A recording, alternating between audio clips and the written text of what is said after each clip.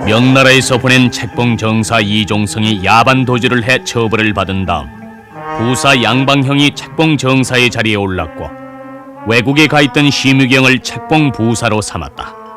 심유경은 강화 교습을 매듭짓지 못한 채 조선 땅으로 불려 나올 수밖에 없었다. 그건 말이 되질 않아. 유격이 외국으로 건너갈 때 무엇이라고 했던가? 무지한 외인들을 잘 구슬리고 타일러서 책봉의식의 절차를 말에 넣어놓고 오겠다고 하질 않았는가? 책봉 정사가 달아났다는 등의 소식이 들려오는지라 소신껏 일을 할 수가 없었어요. 이런 답답한 노릇이나. 대체 합의된 것이 무엇이야? 조선의 출병에 있는 외병의 주둔지가 모두 50둔으로 돼 있는데 그 중에서 울산에 있는 46개 둔을 철수를 시키고 부산에 4개 둔만 남기기로 합의가 되었습니다. 그걸 말이라고 하는가? 네? 완전 철병을 해야만 풍신수기를 외국의 임금으로 책봉하게 되는데, 아니 부산에다 4개의 둔이나 남겨두게 된 연유가 무엇이냐 이 말일세. 대감, 외적을 만만히 봐서는 아니 됩니다. 46개 둔이나마 철수를 하게 한 것도 지금으로서는 큰 성과라고 사료됩니다. 닥치겠다.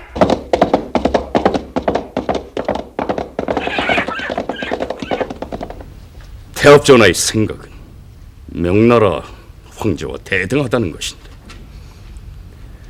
황제의 명을 받아서 일본의 임금이 된다는 것이 바로 그것이 지옥이라고 생각하신다 그 말이. 하면 지난 4, 5년 동안 질질 끌어온 강화 교섭이 결렬되고 만다는 뜻이 아니옵니까? 아직은 속단할 거 없어. 강화 교섭은 그것으로 끝나는 것이고 장군께서는 활복을 하게 되십니다. 아니, 방법은 있어. 방법이라니요? 명나라의 책봉 정부사와 조선의 통신사를 보내서 그들에게 모든 책임을 뒤집어 씌우면 될 테니까. 장군, 아주 절묘한 생각이 옵니다. 소서 있는가? 나가들릴게.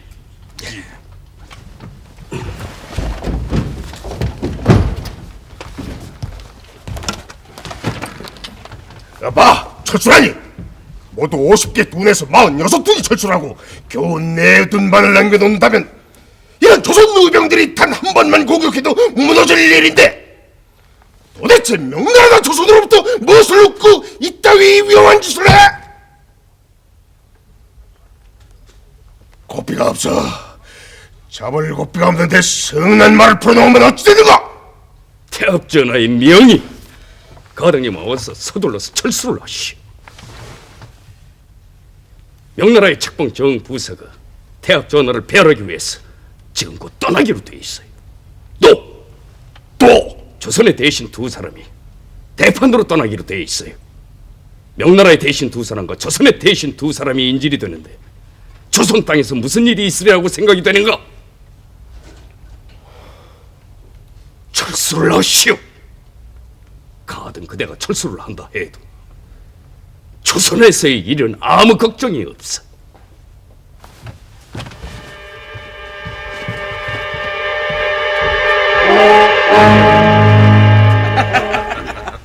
오, 어서 오시오, 접방관. 아주 좋은 소식이 있어서 접방관을 오라고 했어요. 좋은 일이라니요. 우리 조선에서도 좋은 일이 다 있습니까? 있지. 있다마다. 그 부사께서 말씀하시구려. 예.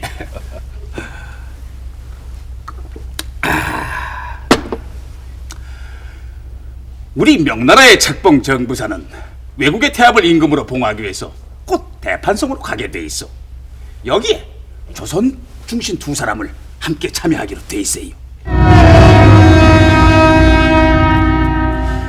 그러니 접방관은 조정에 장계를 올려서 중신 2사람을 속지 정해서 이리로 내려보내라고 하시오.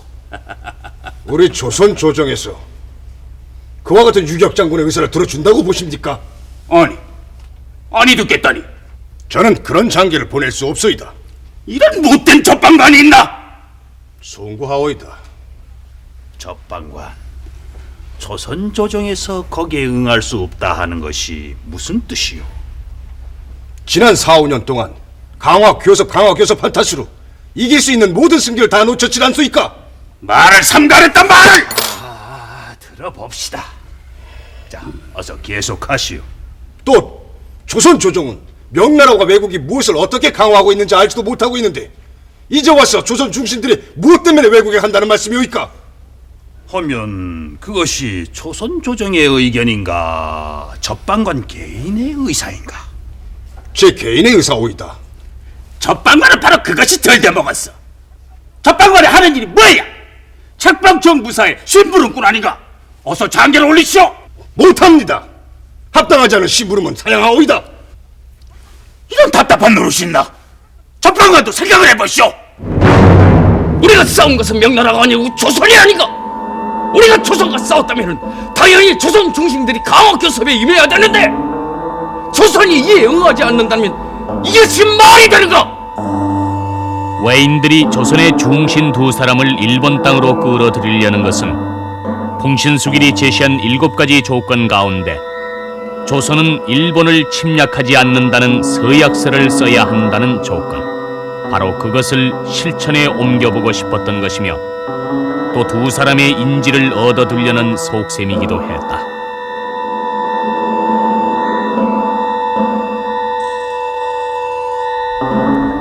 경들도 들어서 알 것이오만 외국에서 조선 중신 두 사람을 통신사로 보내라고 하는데 저들의 강화 교섭을 지켜보는 것만으로도 분하고 원통한 일이었어요.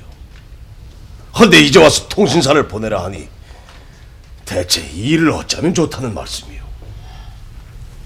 이미 명나라에서 화친을 하기로 했으니 우리 조정의 중신 두 사람을 사신으로 보내지 않았을 때 이는 황상의 명을 거역하는 일이 되었고 또 중신을 보냈을 때 화친이 이루어지지 않고 깨지는 지경에 이른다면 그 책임이 우리에게 전가되어 외국으로 간 우리 조선의 중신 두 사람은 인질로 남게 될 우려가 있음이옵니다. 버티는 데까지는 버티어 보다가 정 저들의 재촉이 급박해지면은 그때 가서 인선을 해도 늦지 않을 것으로 사료되옵니다. 아이고, 어서 오시오, 소소장군. 대체 어쩌지 않은 것이오? 강화 교섭을 하겠다는 것이 아니 하겠다는 것이? 조선 조정에서 통신사를 정해주지 않아서 이러고 있는 것이지 화친을 안 하겠다는 것이 아니지는 않소. 아니 대체 조선 조정에서는 뭘 하고 있는 게가? 글쎄요. 보시다시피 저도 여기에 있는 처지라. 아니 어쩔 텀이? 지금 이 기회를 놓치면 화친이고 뭐고 다 틀렸다는 사실을 알아야 합니다. 이거야 원 대체 이 조선 조정에서는 무엇들 하고 있는 게야? 적방관은 내 말을 들으시오. 예, 당장 내 말을 받아쓰시오. 말씀하십시오. 받아쓰라니까.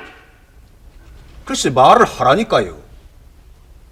만약 조선 조정에서 통신사를 보내지 않을 의향이면은 명백하게 끊어서 무슨 연유로 보내지 않는 것인지 그 연유를 밝힐 것이며 지금과 같이 차일피일한다면은 후일에 환란을 면치 못할 것이다. 이렇게 써서 지금 당장 도성으로 보내시오. 지금 당장. 알겠소이다.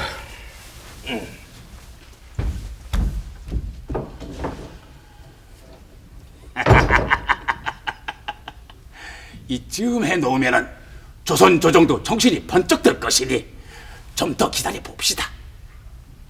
조선 조정에서 지지부진하게 또 나온다면 그때는 두 분께서 먼저 대판성으로 떠나셔야 합니다. 아니, 우리만? 그렇지요. 두 분마저 여기서 지지부진하고 계시다가는 태압전화의 진로를 서게 됩니다. 그때는 또다시 전쟁이 시작될 것이요. 어차피 조선 중신들은 인질이 아닌가. 두 분께서 먼저 떠나신 다음이라도 조선 중신들을 떠나가게 하면 될 것이 아니. 대감, 우리가 먼저 떠나는 것도 방책은 될 듯 싶습니다마는. 그렇긴 하구만.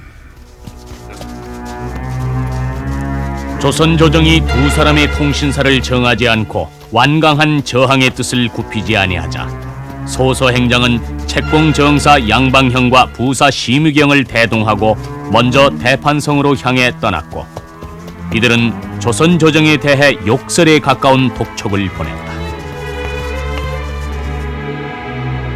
조선 조정으로서도 더 이상 버틸 수가 없었다. 이에 외국으로 보낼 통신사의 인선에 착수했다. 첫째는 사신의 품계가 높아서는 아니 되는 것이옵니다. 이번 강화도 우리가 하고자 해서 하는 강화가 아니라 마지못해서 참여하는데, 우리 조선 사신의 품계가 높다면 수치스럽기 한량이 없는 일이옵니다.